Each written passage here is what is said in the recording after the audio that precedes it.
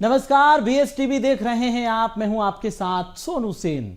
दिन भर में ढेरों खबरें आप देखते होंगे। कई मानस में पैवस्त हो जाती होंगी, कई सिर्फ मस्तिष्क से टकराकर लौट जाती होंगी। कुछ के मायने आपको फौरन समझ आ जाते होंगे, कुछ के निहितार्थ तत्काल आपको समझ में नहीं आते होंगे। आपकी सहूलियत के लिए बीएसटीवी लेकर आया है दिन भर की प्रमुख खबरों का बेजोड़ निचोड़। खबर क्या है, क्यों है, इसका मूल मंतव्य क्या है, इसके पीछे आखिर वजह क्या है, ये सारा विश्लेषण आपको सिर्फ आधे घंटे में देखने को मिलेगा। इसे देखिए तो आपकी दिन भर की सारी जिज्ञासाएं यूं ही शांत हो जाएंगी। हर दिन इसी वक्त आपके लिए हम लेकर आएंगे खबरों का बेहतरीन विश्लेषण, ताकि आप भी कह सकें कि खबर तो यही है।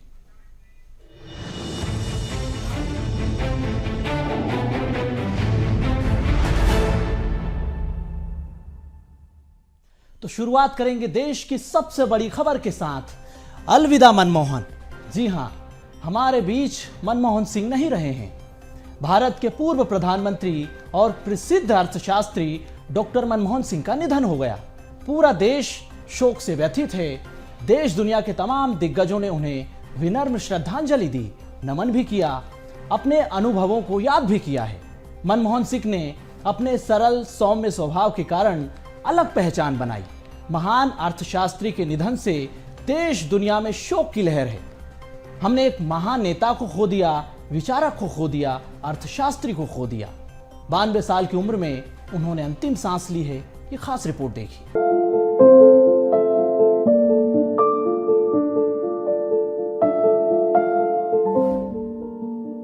देश का मन हो गया हमेशा को मौन। पूर्व पीएम मनमोहन सिंह का निधन। 92 साल की उम्र में ली अंतिम सांस। राजकीय सम्मान से होगा अंतिम संस्कार। 7 दिन का राष्ट्रीय शोक घोषित। 10 साल तक रहे देश के प्रधानमंत्री।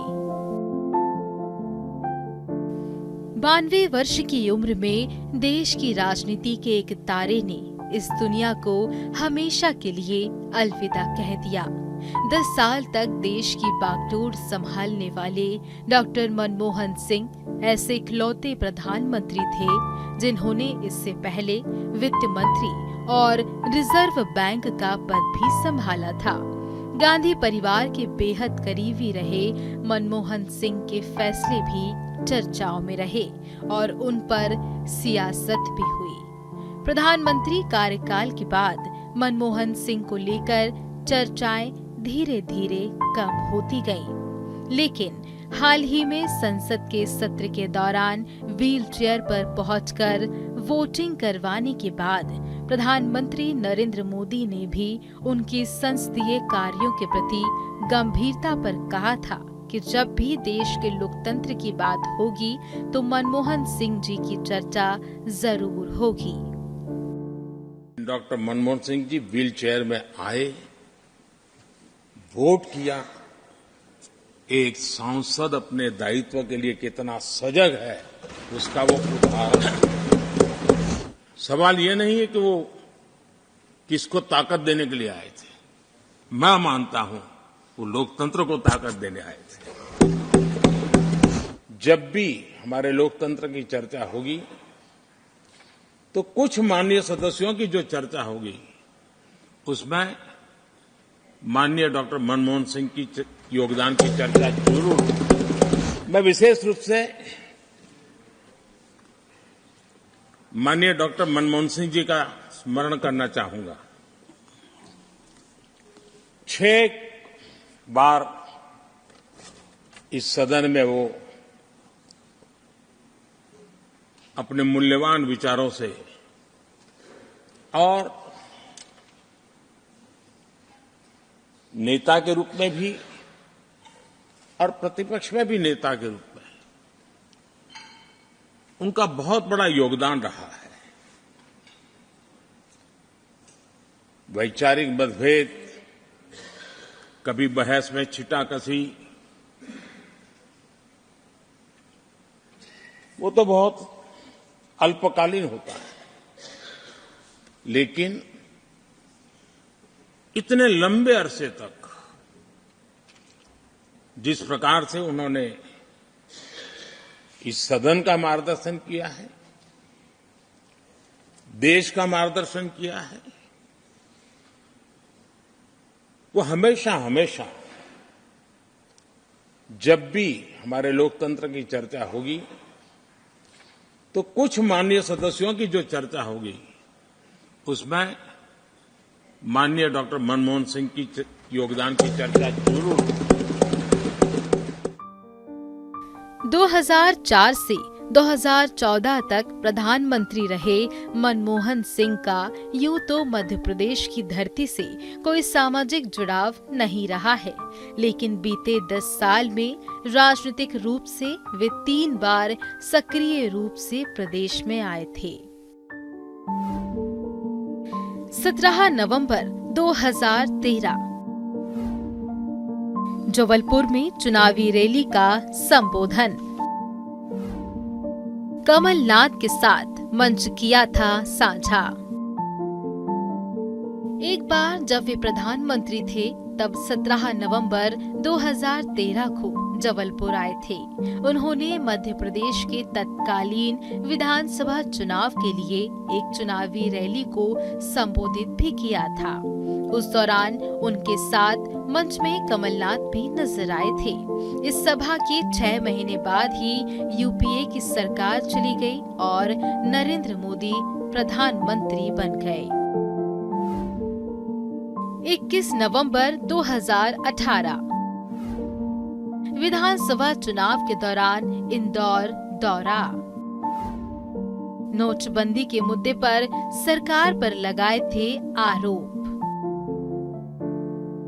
21 नवंबर 2018 को मनमोहन सिंह इंदौर आए थे। तब मध्य प्रदेश में विधानसभा का चुनाव हो रहा था। उस समय शिवराज सिंह चौहान के नेतृत्व में भाजपा सरकार थी। इंदौर में केंद्र की एनडीए 1 और मध्य प्रदेश की बीजेपी सरकार पर निशाना साधा था। उन्होंने कहा था कि नोटबंदी लूट का हिस्सा था। 17 दिसंबर 2019 विजन डॉक्यूमेंट लॉन्च कार्यक्रम में शिरकत। तत्कालीन कांग्रेस सरकार के आयोजन में हिस्सा लिया। सरकार के 1 साल पूरा होने पर हुआ था कार्यक्रम। कमलनाथ के साथ मीडिया से संयुक्त चर्चा। मनमोहन सिंह मध्य प्रदेश में वर्ष 2019 में आए थे। 17 दिसंबर 2019 को जब मध्य प्रदेश की तत्कालीन कांग्रेस सरकार को 1 वर्ष पूरे हुए तो पूर्व प्रधानमंत्री मनमोहन सिंह भोपाल आए थे। इस दौरान उन्होंने तत्कालीन सीएम कमलनाथ के साथ मीडिया से संयुक्त रूप से चर्चा की थी। उस दौरान कमलनाथ सरकार ने अपना विजन डॉक्यूमेंट लॉन्च किया था। उस समय देश में लोकसभा चुनाव कुछ ही महीने बाद होने जा रहा था। तब मनमोहन सिंह ने भाजपा की केंद्र सरकार के राज में देश की चिंताजनक आर्थिक स्थिति के बारे में बात की थी। 10 साल तक केंद्र में यूपीए सरकार का नेतृत्व करने वाले मनमोहन सिंह ने खुद को रिमोट सरकार कहे जाने की बात को खारिज किया था। उन्होंने कहा था कि हमारी सरकार की कोशिश यह थी कि सबको साथ लेकर चला जाए। हम सबको साथ लेकर चलें, यही कारण रहा कि सरकार और पार्टी के बीच किसी तरह का कोई अंतर नहीं रहा। पूर्व पीएम मनमोहन सिंह का पिछले कुछ समय से स्वास्थ्य खराब चल रहा था। गुरुवार के दिन उनको अचानक सांस लेने में तकलीफ हुई। इसके बाद उन्हें दिल्ली के एम्स में भर्ती करवाया गया था। हालांकि उन्हें स्वास्थ्य में सुधार नहीं हो पाया और उन्होंने 92 साल की उम्र में अंतिम सांस ली। पूरा देश उनको याद कर रहा है और शोक व्यक्त कर रहा है। Bureau report BSTV। तो हमने एक महान विचारक को खो दिया, आर्थिक सुधारों के शिल्पकार को खो दिया। जिस तरह से उन्होंने काम किया देश के विकास के लिए, देश की तरक्की के लिए, डॉक्टर मनमोहन सिंह भारतीय राजनीति और अर्थव्यवस्था में एक दूरदर्शी नेता रहे। उन्होंने सुधारवादी के रूप में शानदार काम किया। 10 साल तक प्रधानमंत्री पद पर उन्होंने शानदार बेहतरीन काम किया। अपने कार्यकाल में कई ऐतिहासिक फैसले भी उन्होंने लिए हैं। भारत की दिशा और दशा को बदलने का उन्होंने काम किया। लेकिन हम आपको उनके सबसे महत्वपूर्ण फैसलों की इस रिपोर्ट के जरिए जानकारी देंगे। ये खास रिपोर्ट आप देखिए। पूर्व पीएम स्वर्गीय डॉक्टर मनमोहन सिंह का पूरा जीवन उपलब्धियों से भरा रहा। मनमोहन सिंह को देश में आर्थिक सुधारों का शिल्पकार कहा जाता है। उन्होंने अपने कार्यकाल के दरमियान कई बड़े महत्वपूर्ण फैसले लिए। साल 1991 में भारत जब आर्थिक संकट से जूझ रहा था, विदेशी मुद्रा भंडार लगभग खत्म हो चुका था, तब तत्कालीन वित्त मंत्री के तौर पर मनमोहन सिंह ने महत्वपूर्ण कदम उठाया। आर्थिक उदारीकरण किया, निजीकरण और वैश्वीकरण की नीति को भारत में लागू करने का ऐलान किया। तो चलिए जानते हैं मनमोहन सिंह के कार्यकाल में आर्थिक सुधार कैसे हुए, क्या हुए हैं। डॉक्टर मनमोहन सिंह ने लाइसेंस राज को खत्म किया। विदेशी निवेश एफडीआई को अनुमति दी गई। सूचना का अधिकार अधिनियम आरटीआई एक्ट 2005 को पारित कराया। साल 2006 में राष्ट्रीय ग्रामीण रोजगार गारंटी अधिनियम मनरेगा लागू किया गया। साल 2008 में भारत अमेरिका न्यूक्लियर डील का फैसला। साल 2009 में आम आदमी को मिला आधार कार्ड। शिक्षा का अधिकार अधिनियम राइट टू एजुकेशन लागू किया। डॉक्टर मनमोहन सिंह के आर्थिक सुधार से भारत की अर्थव्यवस्था फुल स्पीड में दौड़ने लगी। जीडीपी में ग्रोथ आई। भारत में विदेशी कंपनियों ने निवेश शुरू किया। इसके साथ ही आरटीआई एक्ट पारित होने से नागरिकों को सरकारी कामों और प्रक्रियाओं की जानकारी का अधिकार मिल सका। आम जनता को सरकार और प्रशासन के कार्यों पर निगरानी का अधिकार मिल गया। वहीं भ्रष्टाचार के खिलाफ भी यह बड़ा हथियार साबित हुआ। इसके अलावा रोजगार गारंटी योजना से ग्रामीण क्षेत्रों में हर परिवार को कम से कम 100 दिन का रोजगार मिला। भारत अमेरिका न्यूक्लियर डील से भारत को सिविल न्यूक्लियर टेक्नोलॉजी मिली। भारत में परमाणु ऊर्जा उत्पादन बढ़ा। खास बात यह कि ग्लोबल स्तर पर भारत की कूटनीतिक स्थिति भी मनमोहन काल में ही मजबूत हुई। आम आदमी को आधार कार्ड के जरिए पहचान दी गई। आज भी आधार कार्ड से सरकारी योजनाओं और सेवाओं को सही आदमी तक आसानी से पहुंचाया जा रहा है। शिक्षा का अधिकार अधिनियम राइट टू एजुकेशन एक्ट लागू होने के बाद 6 से 14 वर्ष के सभी बच्चों को मुफ्त और अनिवार्य शिक्षा मिली।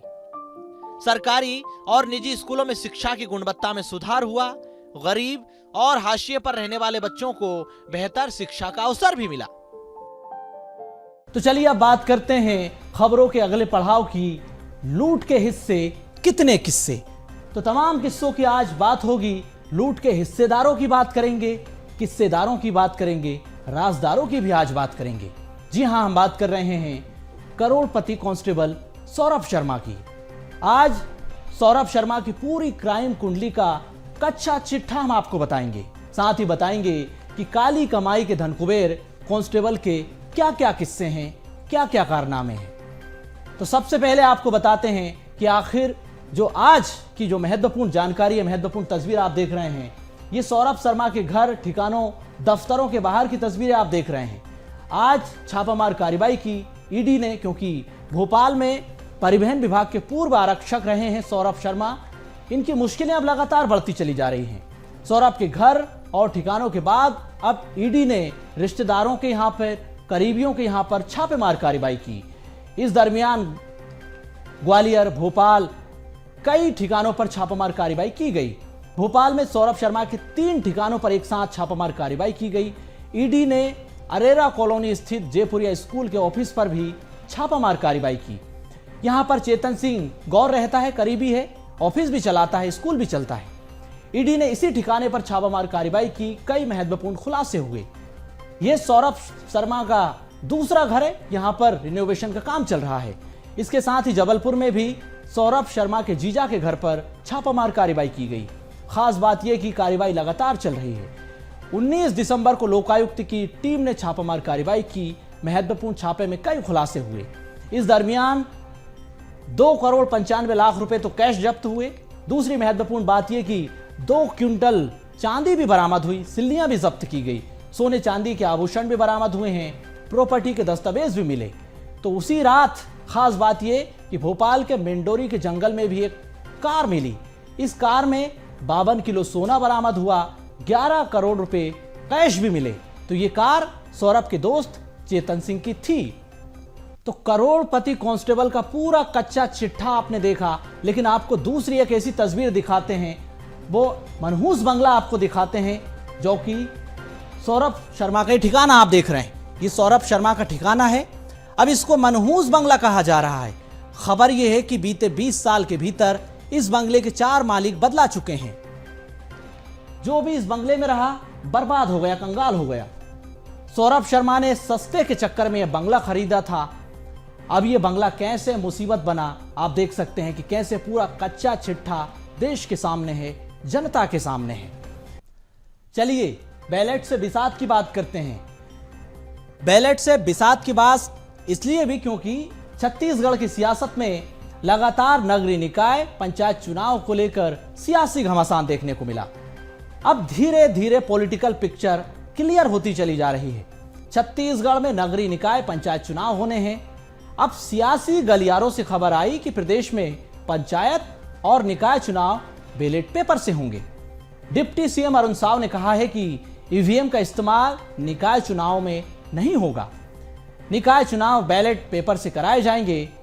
बैलेट पेपर का प्रयोग करने का फैसला सरकार ने लिया। अब इसके पीछे की वजह जो निकलकर सामने आ रही है वो आप समझ लीजिए। वजह सिर्फ इतनी सी है कि उम्मीदवार ज्यादा हैं, इसी वजह से फैसला लिया गया कि हम बैलेट से चुनावी बिसात बिछा रहे हैं, चुनाव कराएंगे। अब इस फैसले पर सवाल भी उठ रहे हैं। कांग्रेस ने सवाल उठाए, सरकार पर सीधे निशाना साधा है। कांग्रेस ने कहा कि भाजपा चुनाव में जाने से डर रही है। सरकार में जनता के सामने जाने का कोई साहस नहीं बचा है। लगातार बहानेबाजी चल रही है। पहले अध्यादेश और अब पंचायत अध्यक्षों और महापौर के आरक्षण की प्रक्रिया को आगे बढ़ाया गया। जनता सरकार के कामकाज से कुल मिलाकर नाराज है। यही वजह है कि सरकार इस तरह के फैसले ले रही है।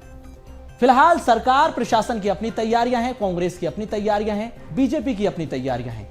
हालांकि अभी तारीखों की घोषणा नहीं हुई, लेकिन सियासत की अपनी घोषणाएं हैं। पंचायत चुनाव तो लगातार बैलेट पेपर से ही होते रहे हैं।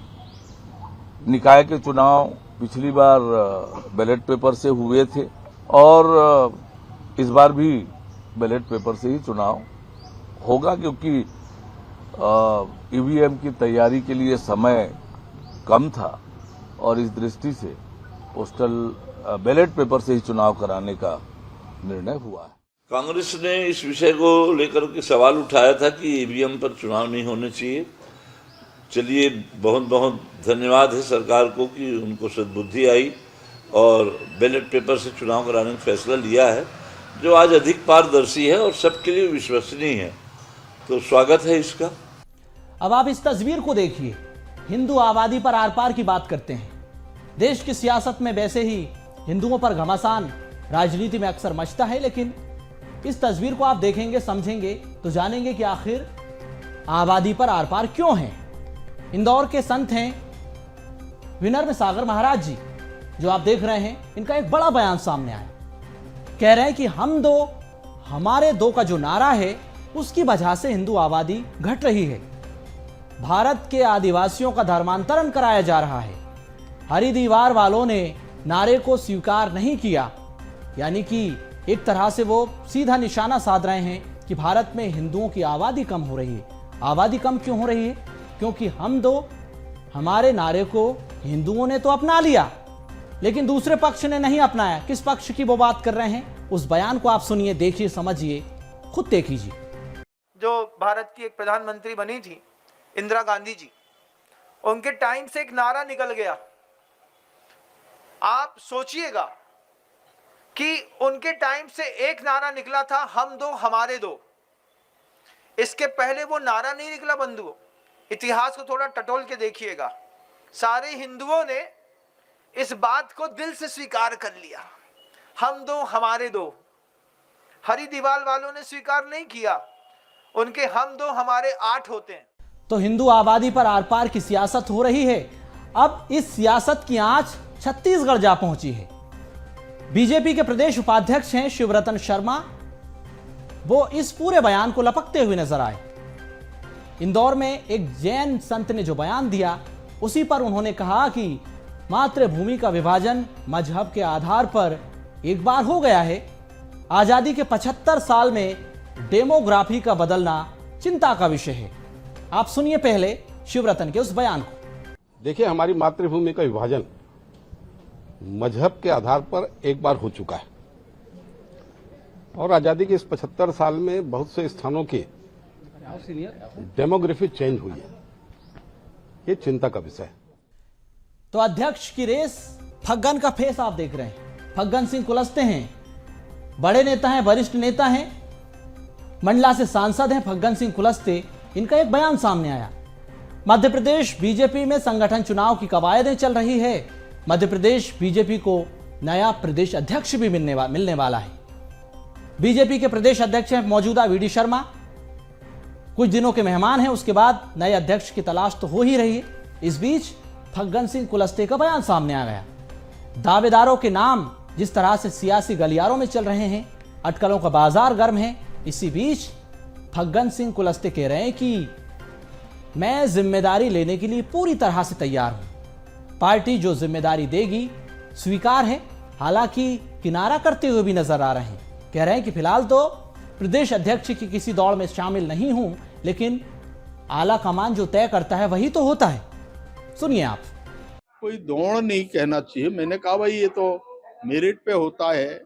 पूरी पार्टी इस पे अध्ययन करती है, आकलन करते हैं कुछ प्रमुख लोग, और उस आधार पे जिम्मेदारी देते हैं कि भाई किस व्यक्ति को ये जिम्मेदारी देना चाहिए। ये हाईकमान तय करता है और इसलिए ये कोई विषय नहीं है कि हम दौड़ में हैं या हमारे कोई मन में ऐसा नहीं। ठीक है, जो जिम्मेदारी मिलेगी उस जिम्मेदारी का काम ईमानदारी से करेंगे। तो आज के हमारे इस खास कार्यक्रम में फिलहाल इतना ही। मुझे दीजिए इजाजत। आप देखते रहिए BS TV। नमस्कार।